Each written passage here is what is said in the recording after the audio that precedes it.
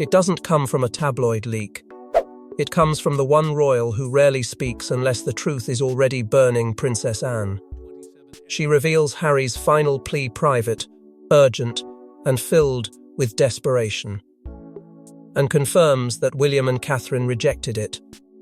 Not ignored, not delayed, rejected. And the moment that word lands, it changes everything. Because a final plea means there was a last chance for unity, and someone decided the risk was too high. Before we go deeper into what this really means for the royal family, make sure to subscribe so you don't miss a single update. The reason this detonates isn't just what was said, it's who said it. Princess Anne is not the palace's soft voice. She's the one people trust when everyone else is polishing language into something harmless. She's respected because she's consistent, feared because she's unbuyable, and blunt because she doesn't trade truth for comfort. So when Anne reveals a final plea, it doesn't feel like gossip. It feels like a controlled release of something she believes the public has been misled about, something she's correcting before the wrong version hardens into history.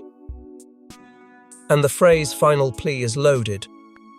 It carries urgency, desperation, and consequences because it suggests Harry didn't just reach out casually. He reached out like someone who believed time was running out, like someone who thought this was the last chance to salvage a door that was already closing. A plea implies vulnerability, but in royal life, vulnerability is rarely uncomplicated. A plea can be emotional, yes, but it can also be strategic. It can be a calculated moment where a person asks for something so specific, so timed, that saying yes would lock the family into obligations they can't escape later. Anne's reveal suggests William and Catherine understood that immediately, because their rejection, as Anne frames it, wasn't a mood. It wasn't anger flaring up in a bad moment. It was a boundary, the kind that exists because the cost of reopening the relationship isn't just emotional, it's structural. William and Catherine aren't deciding whether they feel hurt.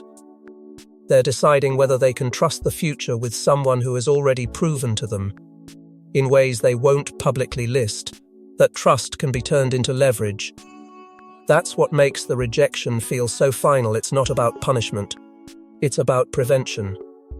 Anne hints, without giving everything away, that the plea included a condition that felt like a trap. That's the detail that changes the story's shape. Because a trap doesn't look like a threat on paper. A trap looks reasonable. A trap sounds fair. A trap comes with words like closure, healing, moving forward. But the palace has learned that sometimes the most dangerous requests are the ones that arrive wrapped in sweetness. If the plea came with a condition, it means Harry wasn't only asking to be welcomed, he was asking to be welcomed on terms that would bind William and Catherine in ways they couldn't control later. And then there's the timing why Anne reveals this now. She doesn't do this for attention. The implication is chilling. Someone tried to rewrite the story. Someone tried to position Harry as purely helpless and William and Catherine as purely cruel. Anne steps in like a correction mechanism, forcing the public to understand that the rejection wasn't heartless. It was calculated. It was protective. It was, in her mind, necessary. Because what happens when you accept a final plea with conditions? You don't just open a door. You reopen access. You reopen proximity. You reopen the chance for private moments to become public narratives. You reopen the possibility that the family will once again be asked to absorb consequences while someone else controls the story. William and Catherine, according to Anne, saw that risk and refused to gamble their children, their stability, and their future on one emotional moment, even if that moment came packaged as reconciliation. That's why Anne's final implication is the most explosive. Harry's plea wasn't just emotional, it was strategic. That doesn't mean it lacked feeling. It means it carried intent. It means it contained a request designed to shift power, control boundaries, or reclaim a form of protection that William and Catherine were not willing to grant. And if that's true, the rejection stops looking like coldness and starts looking like self-defense against a cycle they've lived through before and refuse to repeat. But the real shock isn't that they rejected Harry, it's what he asked for, and why Anne believes saying yes would have been dangerous. In royal families, pleas aren't always apologies. Sometimes they're negotiations. Anne's reveal suggests Harry's plea arrived with urgency and with terms. Not just forgive me, but give me something. A role, a guarantee, a pathway back into protection. And that's why the palace froze. Because when someone asks for mercy with conditions attached, you're not being offered peace, you're being offered a deal. That's the part Anne seems determined to make people understand. A royal plea can function like a bargaining attempt, because the monarchy isn't just a family, it's an institution with access levels, protections, reputations, and privileges. When someone is inside, they get shielding by default. When someone is outside, they have to negotiate for proximity again. And if Harry's plea arrived with conditions, it means he wasn't simply asking to heal emotional wounds. He was asking to restructure his position in the system. The palace hears that instantly, because the palace is trained to detect the difference between reconciliation and restoration. Anne's reveal suggests Harry asked for something concrete, not just closure, a role that would place him near the center again, a guarantee that would protect him from future consequences, a pathway back into security arrangements that do more than keep you physically safe, they keep you institutionally relevant. In royal life, relevance is its own form of protection, because relevance creates access, and access creates influence. That's why terms matter. If Harry wanted a defined place, even a limited one, it would have demanded adjustments in how the palace operates around him, what can be said, what can't, what boundaries exist, what is shared, and who becomes vulnerable again the moment the door reopens. And that's where the palace fear sharpens. Saying yes would set precedent, and precedent is the most dangerous word in monarchy. Precedent tells everyone watching that pressure works, that if you push hard enough, you can negotiate your way back into protection. It invites more demands later, because conditions never stay static, they expand. One agreement becomes two. Two becomes expectation. Expectation becomes entitlement. And the palace has seen how quickly one exception turns into the new normal. William and Catherine in this story aren't just reacting to Harry, they're protecting themselves from the endless future negotiations that a single yes could unleash.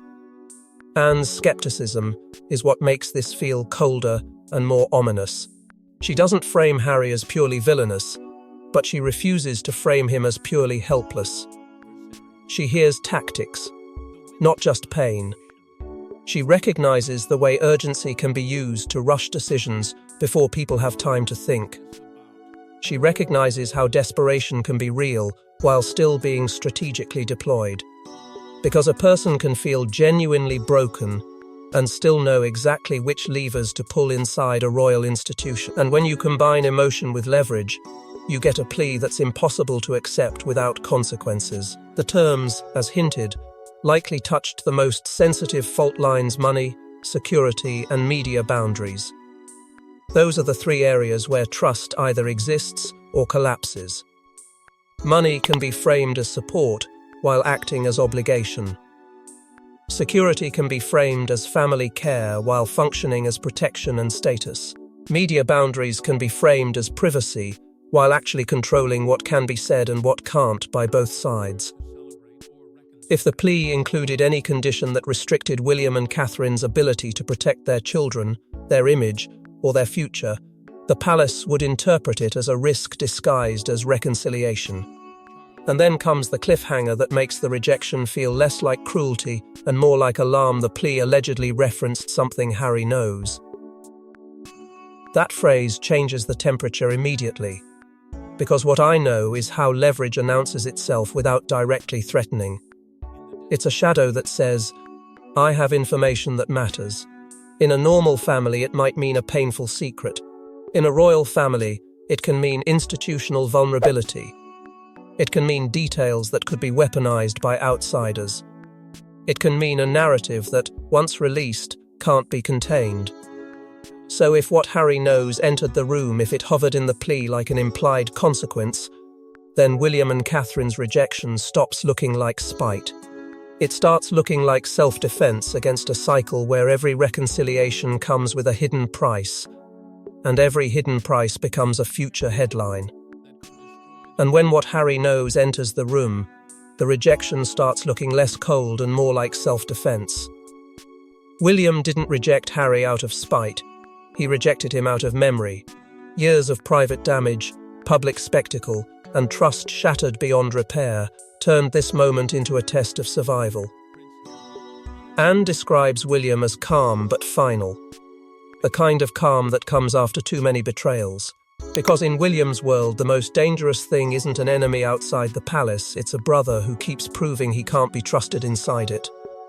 William's logic, as Anne frames it, isn't cruelty, it's containment.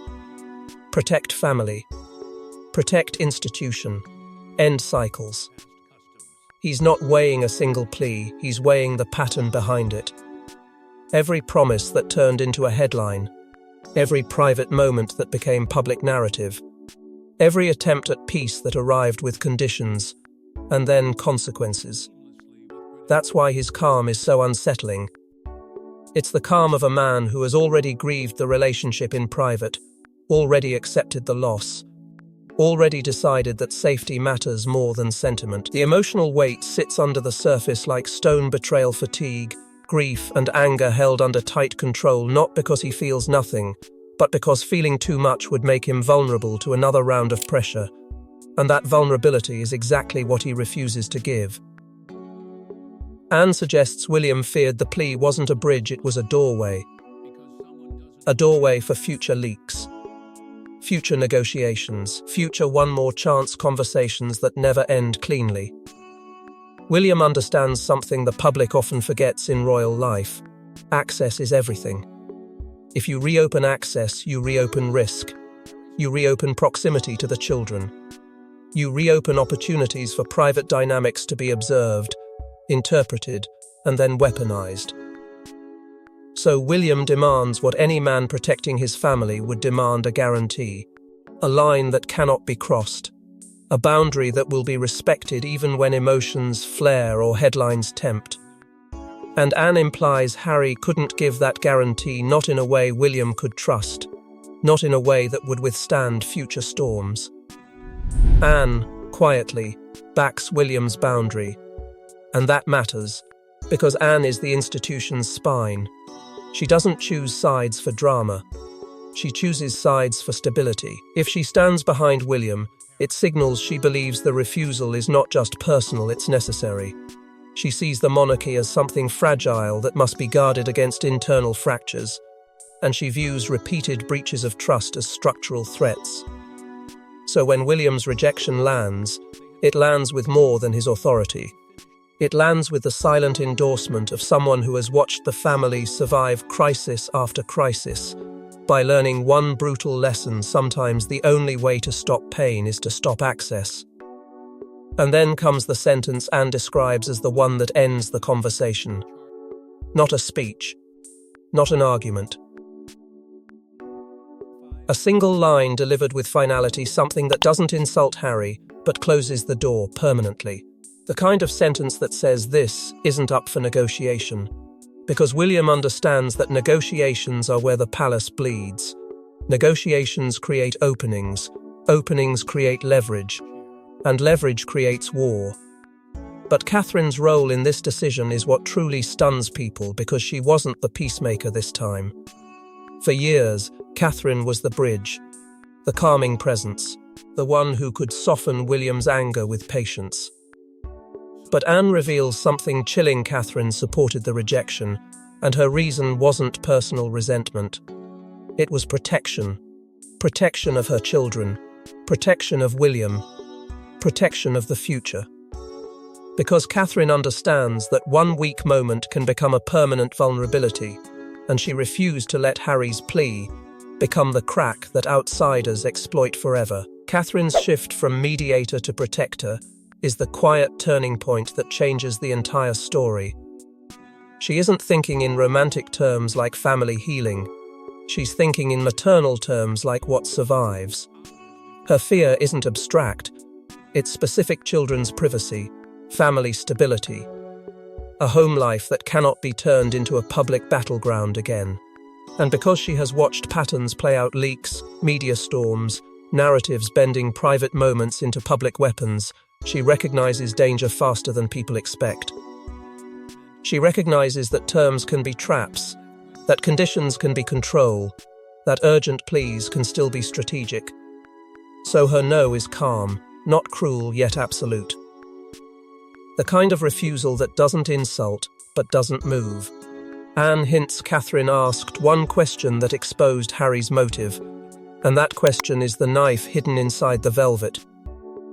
Not are you sorry, but what do you want? Not how do you feel, but what are the terms?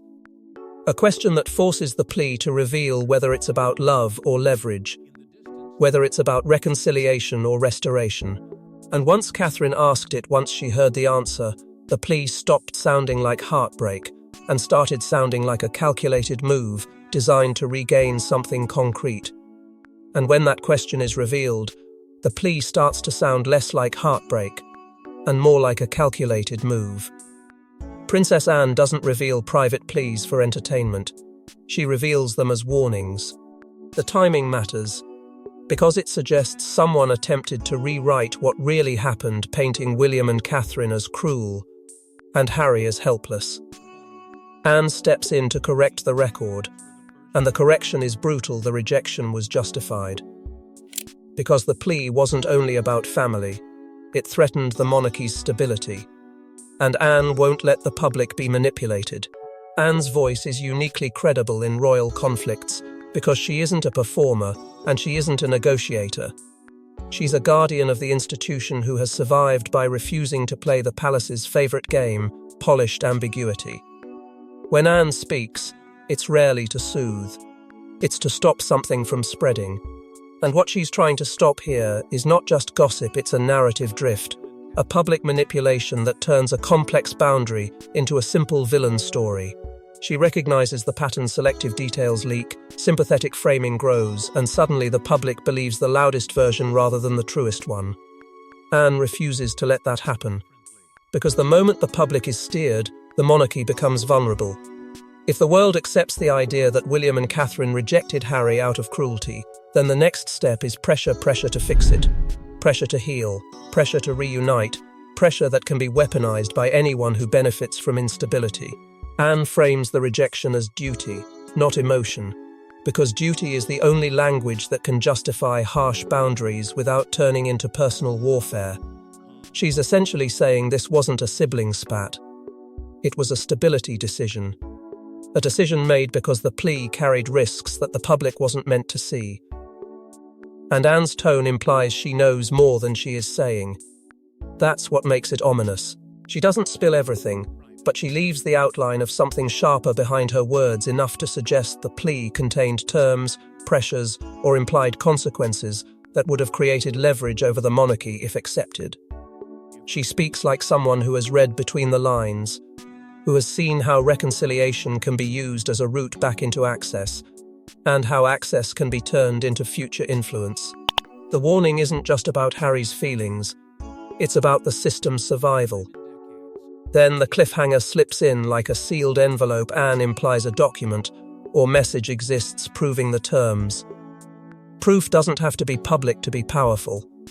Proof just has to exist, because the existence of proof changes how every camp behaves. It means someone is holding something that can end debates, confirm motives, and expose who has been shaping the story behind the scenes. And if that document surfaces, it won't just adjust opinions, it will redraw loyalties. And if that proof surfaces, it won't just change how we see Harry, it will change how we see the entire family fracture. Once Anne speaks, the palace feels the ground shift. Because private family decisions don't stay private when narratives are at war. Suddenly, every camp tries to control the meaning of the plea. Was it reconciliation or blackmail? Was it desperation or strategy? And while the public argues, the palace scrambles because even the appearance of internal instability invites scrutiny from everywhere, including the Commonwealth. Competing narratives erupt immediately, fast and sharp. One side frames Anne as a moral anchor and William and Catherine as protectors. Another frames Anne as disloyal and the couple as cold. Advisors panic over optics and stability because monarchy isn't just built on law, it's built on perception, and perception travels internationally. The Commonwealth doesn't need details to react, it reacts to signals. A divided royal household signals weakness, and weakness invites pressure, questions, and a hungry media cycle that spreads far beyond Britain. Leaks and counter-leaks begin like a chess match played through headlines. Someone tries to drop context. Someone tries to drop corrections. Someone tries to plant sympathy. Someone tries to plant suspicion. Each side wants to force a public conclusion that benefits them, because public belief becomes leverage inside the palace.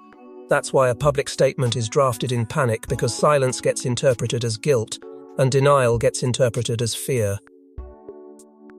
The palace is trapped between reacting too much and reacting too little, and Anne's intervention has made both options dangerous. International perception intensifies the stakes. Once the world believes the monarchy is fractured, every future appearance becomes a referendum on stability. Every absence becomes speculation. Every minor detail becomes interpreted as confirmation of internal war. And then comes the cliffhanger that turns the entire situation into a crisis. A snippet of the plea appears online, unofficially. Not enough to be complete, but enough to inflame. Not enough to settle the story, but enough to weaponize it. And when that snippet appears, the question changes from "What did Harry ask?" to "Who is leaking now?" Anne hints there was one condition inside Harry's plea that turned reconciliation into danger. A term that sounded reasonable to outsiders, but felt catastrophic to those inside the palace. It wasn't about love. It wasn't about time. It was about control over boundaries, over access, over the narrative. And once William and Catherine heard it, their answer wasn't emotional. It was automatic no, because that condition wasn't a small detail tucked into a heartfelt message. It was the fatal flaw, the one line that transformed "Please hear me" into "Agree to this." Anne frames it like a seasoned guardian would, not as a cruel rejection, but as a protective refusal. When someone returns asking for reconciliation while also demanding control over the terms, you're not being invited into peace, you're being asked to sign away your safety. And in the palace, safety is measured in boundaries: who gets access, what can be shared, what must remain sealed, and what can never become a bargaining chip again.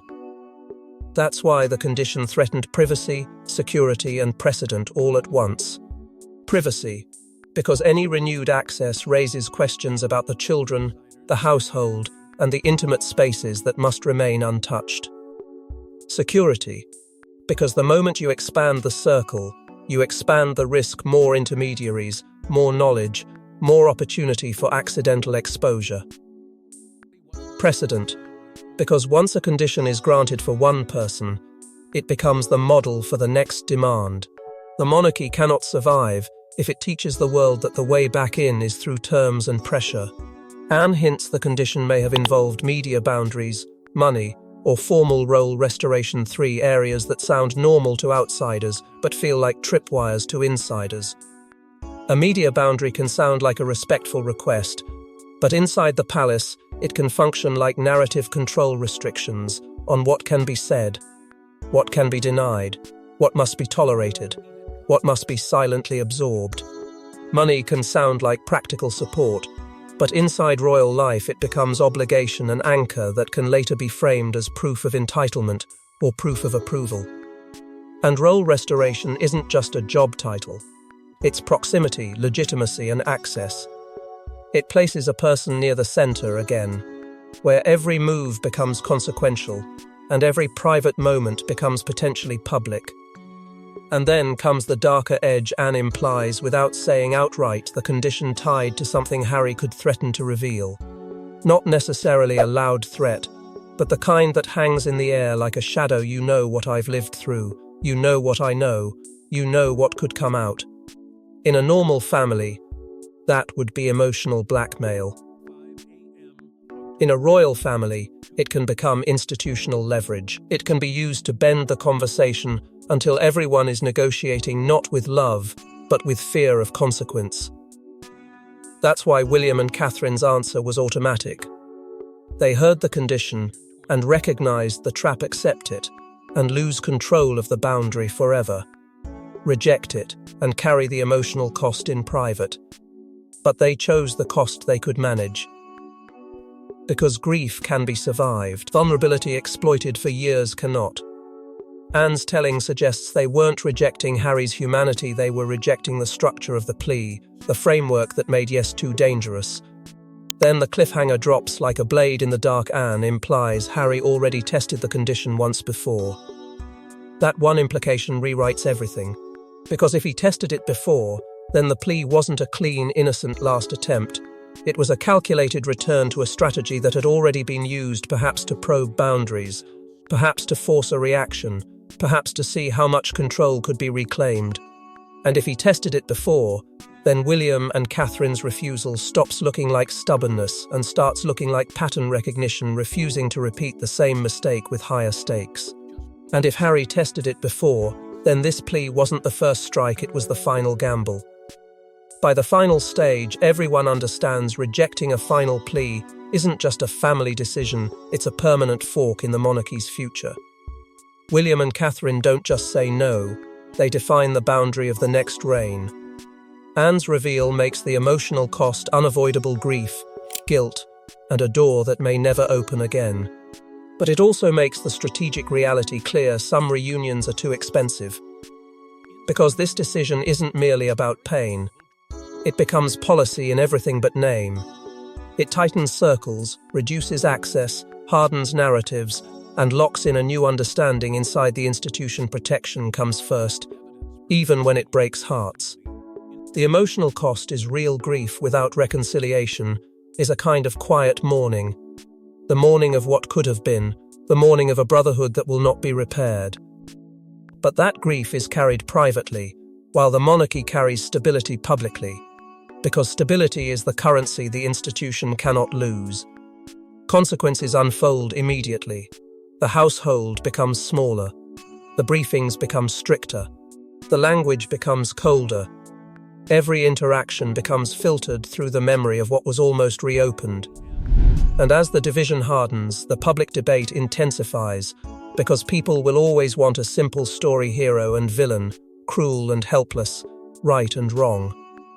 But Anne's reveal suggests the truth is darker. The plea was dangerous, the condition was catastrophic, and the refusal was not the end of the war, it was the beginning of the next phase. Because fallout doesn't stop with a closed door, it multiplies. More leaks, more counters, more attempts to force a narrative that pressures William and Catherine into regret, more efforts to make boundaries look like cruelty. And the question becomes viral for a reason: did the rejection save the monarchy, or doom it to endless war? Because saving the institution can still mean permanent conflict, and rejecting a plea can still ignite years of retaliation through media, rumor, and internal pressure.